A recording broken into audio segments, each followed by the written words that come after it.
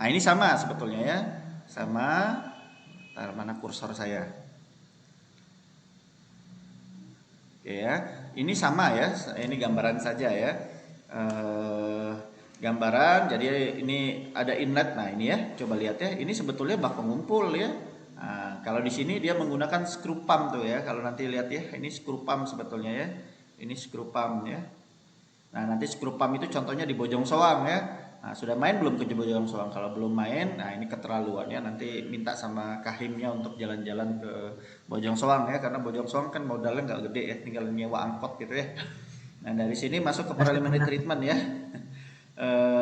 Nah, ini proses pengolahan tahap pertama atau physical treatmentnya ya. Jadi di sini ada screen. Nah, screennya kenapa dia di sini ya? Nah, nanti kita di slide berikutnya saya jelasin ya. Kapan dia setelah pompa dan sebelum pompa, ada alasannya ya sebetulnya ya. Nanti ada pertimbangan-pertimbangannya. Nanti kita diskusi. Dari sini masuk ke equalization basin ya. Jadi di sini equalization. Nah, sebetulnya di sini ada pompa ya. Pompa baru masuk ke primary clarifier atau primary sedimentation ya, atau pra-sedimentation ya. Nah, dari sini baru masuk ke aerasi, aerasi masuk ke secondary ya, overflow masuk ke secondary clarifier. Nanti overflow-nya masuk ke tahap berikutnya ya, di sini penyisian nitrifikasi. Kemudian lumpurnya sebagian itu masuk ke dalam return sludge ya, atau return activated sludge ya. Jadi dibalikin lagi ke proses aerasinya, sebagian dibuang ya, dibuang masuk ke dalam thickener. Ini yang saya sebut thickener ya. Kemudian thickener masuk ke proses stabilisasi ya. Nah, dari sini stabilisasinya menggunakan proses biologi kalau yang di sini ya. Jadi bisa saja proses biologi atau proses chemical ya, penambahan bahan kimia ya. Nah, di sini prosesnya biologi kalau di sini ya, proses biologi. Kemudian dewatering ya, dewateringnya menggunakan screw di sini ya. Kalau lihat di sini menggunakan screw ya. Kemudian baru dibuang ya. Kurang lebih seperti itu ya. Nah, ini ya, tahap 1, tahap 2, tahap 3. Nah, itu ya. Oke ya. Sama ya, ini hanya gambaran saja ya. Sama aja ya. Nggak ada bedanya ya.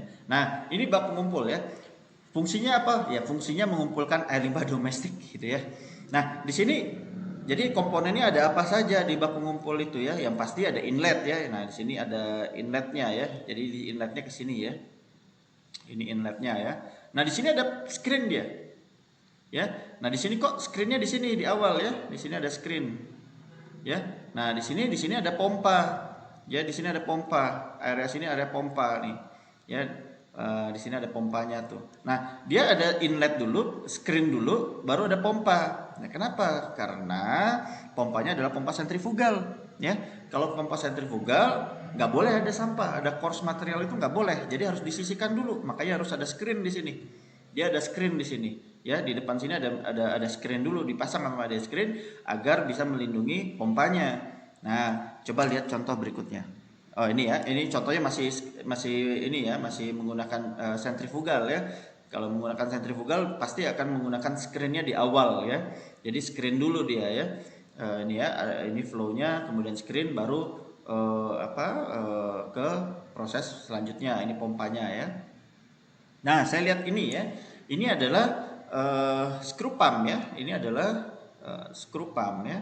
Ini screw pump ya. Nah, kalau screw pump dia di mana, coba lihat ya. Kan screennya nggak ada di sini nih, ya. Screennya nggak ada di sini nya, ya. Nah, di mana screennya? Biasanya kalau screw pump dia screennya ada di bagian setelah dari eh, pumpnya itu sendiri ya. Jadi dari setelah pompa itu dia baru ada screennya. Di sini ada screennya biasanya ya. Nah, boleh nggak screennya di depan? Ya boleh aja sebetulnya ya. Jadi nggak ada masalah juga kalau screennya mau ditaruh di sini, ya nggak ada masalah juga. Nah, tapi kenapa kita cukup berani memasang screen setelah screw pump ya? Karena screw pump itu memang dirancang bisa menghandle coarse material ya. Nah, jadi masih bisa dia kalau ada coarse material di sini, kalau ada sampah plastik ya, nggak ada masalah di sini ya. Nah, tapi kalau ada sampah kasur ya nggak boleh ya. Jadi di Indonesia sampahnya gede-gede ya, jadi nggak boleh juga ya. Jadi biasanya ada screen memang di inlet, di pintu inlet biasanya ada screen yang bukaannya lebih kasar ya. Jadi kalau sampah di sini masih memungkinkan untuk bisa diangkat ya, karena dia memang tipikal pompa yang masih memungkinkan untuk ada sampah-sampah yang bisa lewat kemudian lolos, baru screen di sini ya, nanti saya kasih lihat contohnya ya. Nah, gimana cara cara desain bak pengumpul ya? Ini saya ambil persamaan ini dari Permen PUPR nomor 4 tahun 2017 ya. Apakah hanya ini persamaannya? Enggak juga ya. Saya selalu bilang silakan lihat Kasim ya.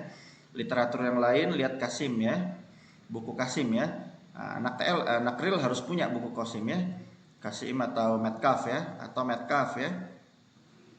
Nah, itu harus ada ya. Bukunya bagus ya. Nah, ditambah satu lagi suplemen tambahannya ya buku pedoman tadi ya, buku pedoman ya. Kalau misalkan nggak nemu di Cipta Karya, kasih tahu saya, nanti saya kirim via Bu Ulan ya.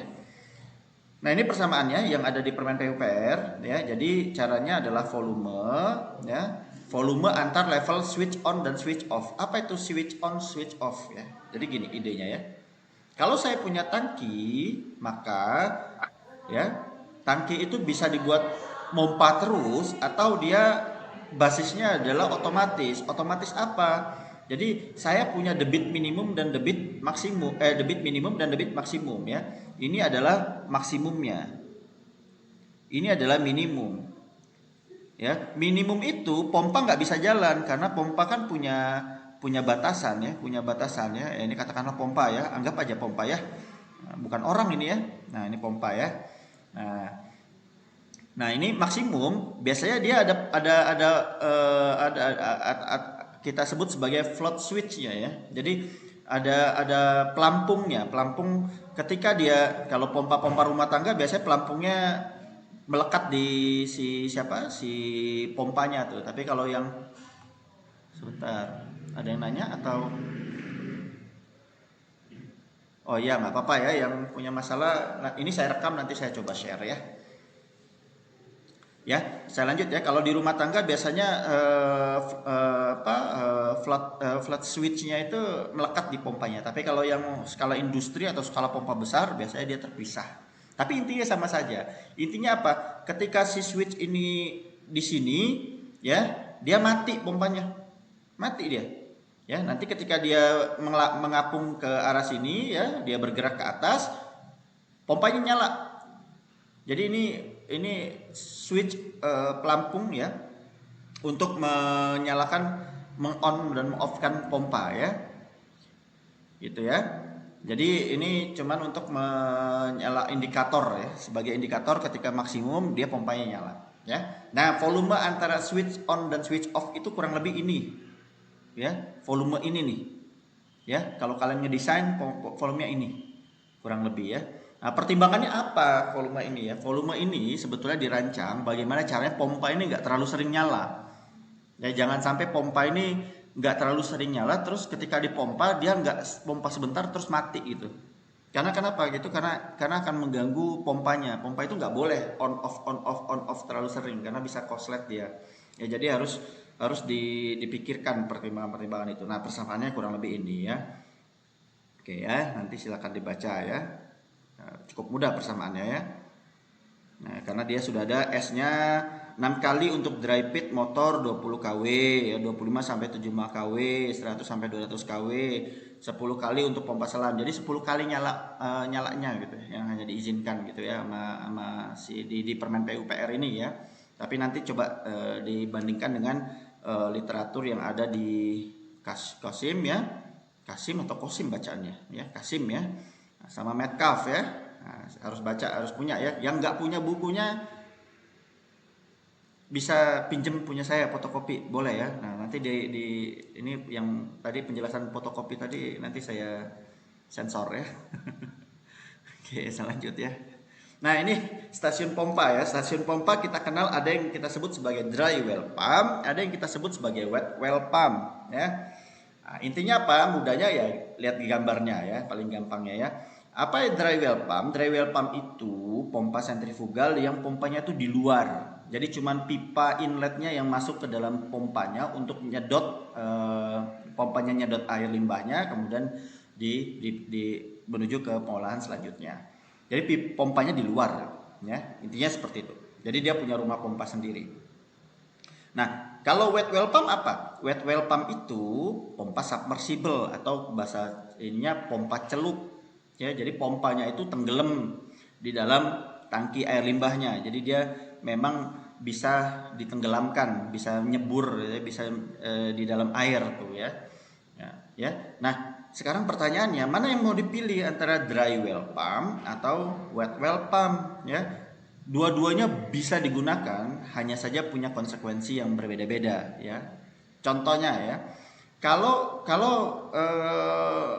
dry well pump ya sebetulnya bagus. Kenapa? Karena ketika ini rusak, kita mudah mengaksesnya ya. Kita tinggal masuk ke dalam ruang pompanya atau rumah pompanya, kemudian kita perbaiki ya, tanpa harus masuk ngeringin si air limbahnya dulu ya. Nah, itu repot ya. Jadi ini dari sisi maintenance gampang ya. Nah, kalau di sini ini repot ya. Submersible itu ketika maintenance repot. Kenapa? Karena harus dilepas dulu nih si pipanya. Biasanya di sini ada konektornya, ada atau water mur sebetulnya ya, ada aksesorisnya ya. Ada aksesoris pipanya yang harus dibongkar, kemudian dia ditarik. Makanya ada rantai nih di sini nih ya, ada rantai untuk ngangkat kemudian diperbaiki. Gitu. Itu kalau wet well pump ya. Nah, jadi lebih repot sebetulnya kalau submersible. Nah, tapi kalau dry well pump dia butuh ruangan tambahan. Jadi dia butuh rumah pompa nih, dia butuh ruangan pompa. Jadi menambah kita butuh tangki pompanya ya, ini tangki pompanya. Kita butuh tangki pompa, kita butuh rumah pompa. Ya. Nah, kalau di wet well pump kita nggak butuh rumah pompa karena pompanya ditenggelamin tuh di dalam tangkinya. Jadi kita relatif ruangan itu kebutuhan ruang atau kebutuhan lahan itu relatif lebih kecil jadinya dibandingkan dengan dry well pump. Jadi masing-masing punya kelebihan dan kekurangan ya. Tentu nanti justifikasinya ke engineering masing-masing ya. Nah, tentu nanti juga dilihat speknya. Ada nggak spesifikasi untuk pompa yang gede-gede? Biasanya yang submersible terbatas kapasitasnya ya, jarang sekali submersible yang punya kapasitas yang sangat besar ya. Tapi kalau dry well pump mau kapasitas berapapun ada ya, di tambang kita kapasitas sampai head yang 100 pun kita punya gitu ya. Jadi sentrifugal kita punya yang kering ya, yang bukan celup itu kita punya variasi pompa yang relatif lebih banyak dibandingkan dengan yang submersible ya. Kurang lebih itu ya. Ada pertanyaan? Ya ada ya. Saya lanjut ya. Kalau ada langsung saja potong, nggak apa-apa ya.